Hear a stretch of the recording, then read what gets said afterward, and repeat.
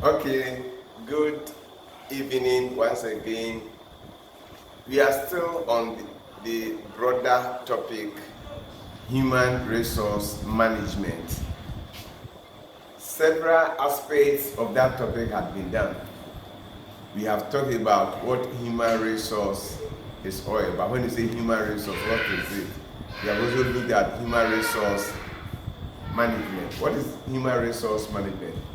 We also indicated that it used to be called personnel management. So we look at the difference between human resource management and then personnel management. We have also talked about the functions of human resource management. We talked about human human resource planning, the meaning, the objective, and so on and so forth. Then we came to recruitment. We have talked about the meaning of recruitment, the sources of recruitment, the steps involved in recruitment, the difference between recruitment and selection, and other aspects of recruitment. We are about to end that aspect of human resource management, that is recruitment. Today, we are going to look at something. You see, when you are at workplace, there are certain things, there are certain substances, there are certain dangers that have the potential of causing harm to or injury to the employee. And that is what we are going to look at today. So today, we'll be looking at hazard, workplace hazards. And this is what we want to, what is the meaning of hazard? What are the categories of hazard that we have? Or we can say the types. So we'll be looking at health hazards, and then we also look at safety hazards. When you say health hazard, what is it? When you say safety hazard, what is it? They will look at the causes of health and safety hazard. Then once we have these hazards, there are certain measures that the organization should take in order to either minimize or prevent these hazards. So we look at the measures that the human resource manager may put in place in order to reduce or minimize or prevent both health hazard and then safety hazard. So let's start. Meaning of hazard. I've already told you in my introduction. I said that there are certain things that have the potential. So the key word is potential. They have the potential to cause harm or injury to the employee or the worker. So anything that has the ability, anything that has the potential to cause harm to the employee is hazard. So for example, if your floor is slippery, said that you can easily slip and then you fall, then it means it is hazard. If there is live wire that has power flowing through it, said that and it is exposed, it said that when you touch it, you can easily be electrocuted, then it means it's hazard. So anything, whatever it is, that has the potential to cause harm to the employee, either now or in future, is hazard. So some people go to a workplace, they are not even able to come back home. You see, they go to hospital. Something happens to them at the workplace. There are some people too who are working and they fall sick because of the nature of the work they are doing. All those things, anything that has the potential to cause harm or injury to the worker is hazard. And just as I have already indicated, we are looking at the categories of hazard. We have health hazards, and then we have safety hazards. So the name tells you what they are. Now, what is health hazard? What is safety hazard? When you say health hazard, then as the name implies, it means that it is that aspect of the work environment that slowly, so if you look at it, I said slowly. Have you heard of, they said something is killing somebody slowly. So the aspects of the work environment that slowly and continuously. So you see the person falls sick and the person doesn't even recover. After some time, the person dies out of probably a certain substance that the person might have come into contact with at the workplace. Something that the employee might have inhaled. Gradually, after some years, it can affect the person's health. The person may fall sick. The person may have respiratory disorder. The person may have cancer.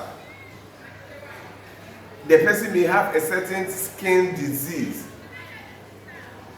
So it slowly and continuously leads to the deterioration of the person's health.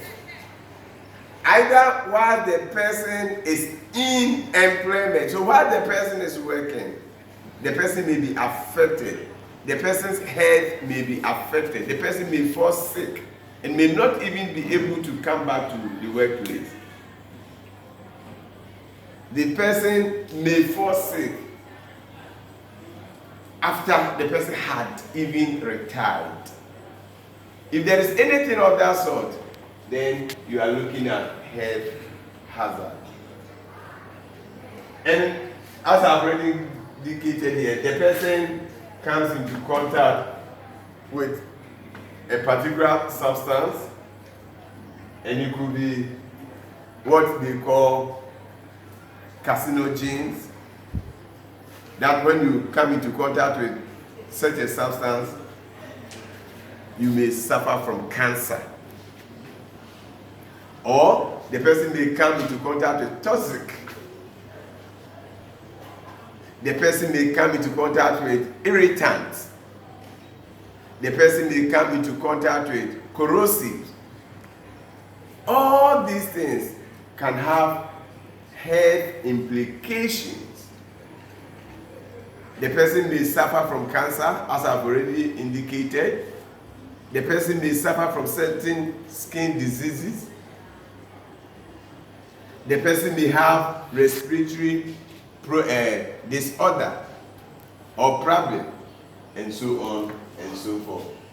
So one may suffer from cancer, respiratory problems, or even depression.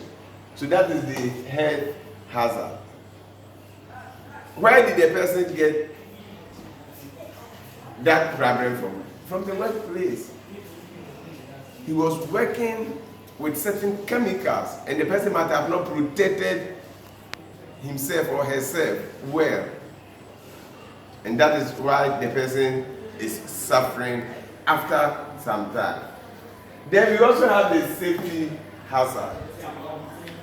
The safety hazards, those ones have the ability or the potential to cause immediate, so maybe we are looking at immediate or sometimes serious injuries or harm to the employee. So it depends on probably the nature of the work. The person may climb a height and fall. The person may slip and fall. a particular machine may amputate somebody's hand. The person may touch wire that had been exposed, and anything can happen to this person. So that is the safety hazard. So we said the person is working in an unsafe working condition, and that unsafe working condition can cause serious injury or even death to the person.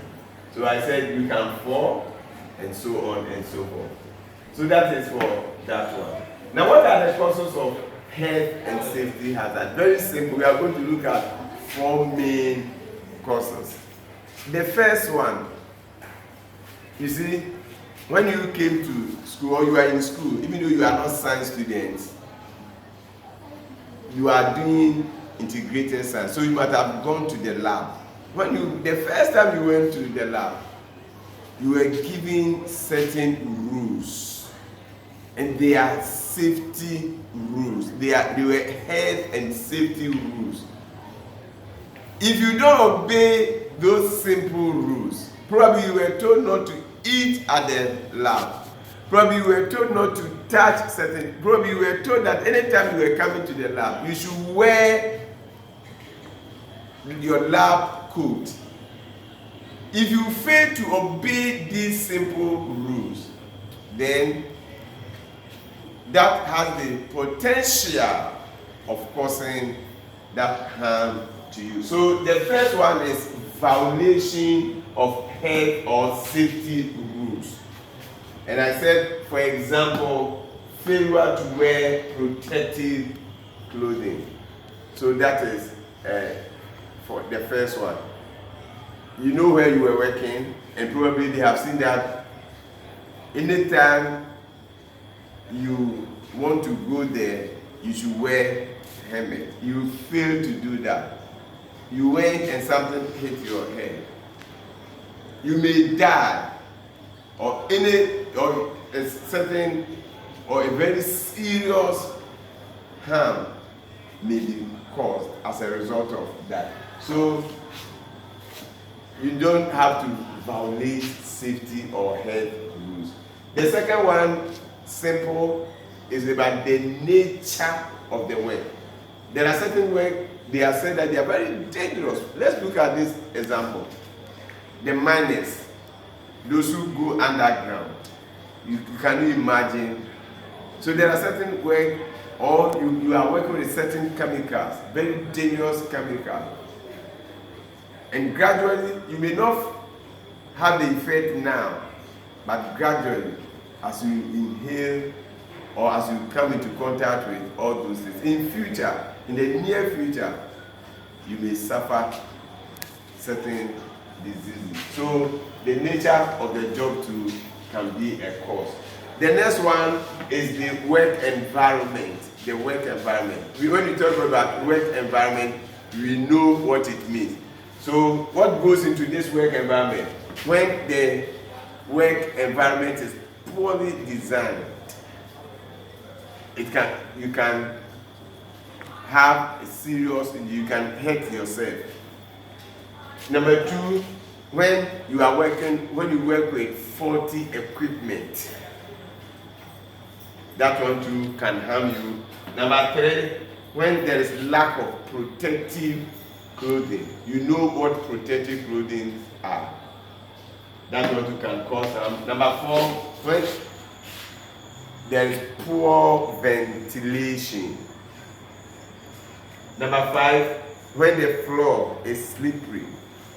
Number 6, when there is excessive heat there. You know the repercussion. There are some people, as they live in such environment, they have skin diseases. You are aware of that. Then the last one, when there is excessive noise. All these have the potential to cause injury or harm to the employee. The last one is the employee's own attitude. Can also be a cause. of either health or safety hazard. So that is for that one. Now, we have health hazard, we have safety hazard. So what should the human resource manager do? He needs to put in place certain measures. So if we have health hazard, then there should be health measures. If we have safety hazard, then there should be safety measures. So we are looking at health and safety measures. So when you say health measures, what are they? We have health hazard. So what would be the safety or health measures? Now, if somebody says that certain measures need to be put in place in order to curb something, what does that mean? So the health measures are carried out to have healthy workforce. That will be, or will be free from sicknesses and diseases. So what are these measures that the human resource manager should put in place in order to have set healthy workforce? Number one, very simple, straightforward, is provision of good drinking water. You know the repercussion when you drink polluted water. So provision of good drinking water. The next one, you know, we have already learned here that when there is poor ventilation. So the second one is that rooms should be well ventilated so that you can have fresh air. The third one is provision of first aid box, so that when somebody falls sick, there's an emergency, they can attend to the person before the person is finally taken to hospital. Then the fourth one, remember, we also talked about excessive noise. So what measure do you have to put in place? As a human resource manager, you may have to isolate noisy and vibrating machines from workers who are not using such machines. So if this room there is a machine here that makes so much noise and it vibrates, that can cause ear problem or other problems to the employee. Separate workers, don't allow other workers who might not be using such machines in that room. You need to isolate them from the machine. So then the last one, provision of washing basins, or I said the one that is common now, we all know, is the Veronica bucket. You know, the workers, you may touch certain substances that may be poisonous, so you always have to wash your hands after work or before you eat with water. And you know, now they say it should be water that is flowing. So that is for the health measures. Now let's look at the safety measures. What are safety measures? The safety measures, you are taking certain precautions. So precautions that, if you look at the precautions that are carried out to ensure or to see to it that employees are safe and protected. So precautions that are carried out to see to that the employees are safe and protected from danger. So that is that. So what are some of these safety measures? Now remember, we said when the floor is slippery, the employee may fall. So what do? You see to it that the floors are dry out to avoid slipping. The second point, you have to regularly maintain your machines and your plants to avoid shocks, electrical shocks. So that is for that one, regular maintenance of plants and machines. Provision of protective clothing. We learned here that lack of protective clothing can be a cause. So what do you do here? You provide protective clothing. No matter how much they cost, you try as much as possible to get the workers the best of such protective clothing, because life is more expensive than any amount you may spend. So, or you may spend. The next one is provision of means of exit in case there is danger. Now, this is a classroom situation. Okay. In case there is any danger here, are you all going to pass through the entrance? No, there should be another door. So if you look at this one, you see this, there is one here, there is another one here. And you see that the one at my left hand side, that one, you don't use that place. But when there is danger, you can pass there. So you need to provide a means of exit in case there is danger, either fire, outbreak, or whatever it might be. The next one is installation of fire extinguishers or fire alarms or smoke detectors. The names tell you what they are. You know what fire extinguishers can do. You know what smoke, when you say smoke detector, you know what it does. When there is any smoke elsewhere, the alarm goes and you know that fire had started elsewhere. So you need to install fire extinguishers, you need to install smoke detectors, and you need to install fire alarms. Then the last one here is that you should place warning signs at dangerous places. So you know, you go to certain places and you see something like this. You see something like this. You see something like this. And they write here, danger. They write danger. Yes. That is, they have placed warning sign. Or they say, don't touch. Don't touch it. Don't touch it. Don't smoke here. So all those are warning signs. So that is for that one. So that is what I have for you this evening. We have talked about workplace hazard, the meaning of workplace hazard, the categories of workplace hazard. Then we have looked at the health hazard, safety hazard, the causes, then certain health measures and certain safety measures that the human resource manager needs to put in place in order to prevent or minimize injury or harm. Till we meet again another time, yours is to study or read your note.